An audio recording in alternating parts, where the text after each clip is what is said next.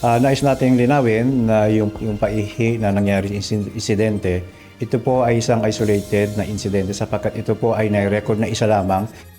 Simula nang tumaas ang presyo ng produktong petrolyo sa bansa, bunsod ng tensyon sa Middle East, iba't ibang modus operandi na ang lumutang para makaiwas sa mataas na presyo ng langis at makapag-imbak ng supply. Kabilang dito natuklasang pagsasalin ng 10,000 litro ng diesel sa isang tangke na nasa loob ng isang residential lot sa Quezon City. Gayon din ang nadiskubring 10 milyong pisong halaga ng diesel sa isang barge sa Navotas. Nariyan din ang insidente ng gas and go sa isang gasolinahan sa Quezon City at ang pagnanakaw ng diesel ng isang kotse mula sa isang truck sa Fairview, Quezon City. Ayon kay Philippine National Police Public Information Office Chief, Police Brigadier General Randolph Tuanyo, bagamat halos magkakasunod ang mga insidente, maituturing itong isolated case lamang. Giit ng opisyal, kontrolado pa rin ng pambansang pulisya ang sitwasyon. Inatasan din po ng ating PNP ang ating CIDG. Kaugnay po, hindi lamang po ng mga insidente ng paihi, kundi kaugnay din po ng smuggling. Sa base sa records ng CIDG, yung kaso po na nahuli na po nila kaugnay ng paihi, kahit ng mga nakaraang panahon, umabot na po sa 9 cases.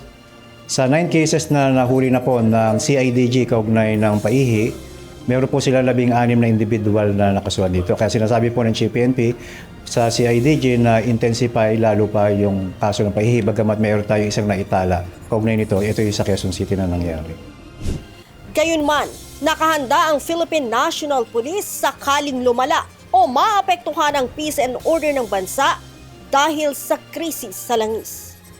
Sabi po yung PNP, isama natin itong uri ng pagpapatrol ng ating mga nagbabantay ng mga police stations, yung ating mga patrollers. Hindi lang bantayan yung mga nagsasadong gas stations, hindi lang bantayan yung mga nagtataas ng presyo, kundi bantayan na rin natin maiwasan na natin katulad ng insidente ng gas and run at yung mga klase ng paihi. Paigtingin pa po ng Philippine National Police yung ganitong mga activity. Samantala, nadagdagan pa ang mga individual na sinampahan ng kasong profiteering, hoarding at iba pang paglabag.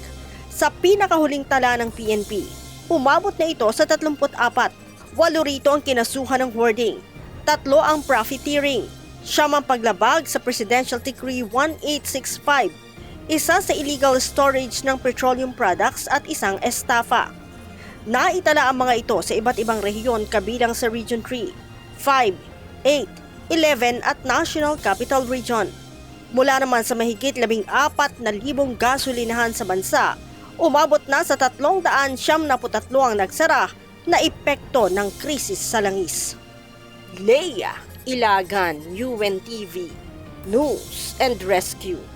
Diyos ang aming sandigan, serbisyo publiko ang aming pinahahalagahan.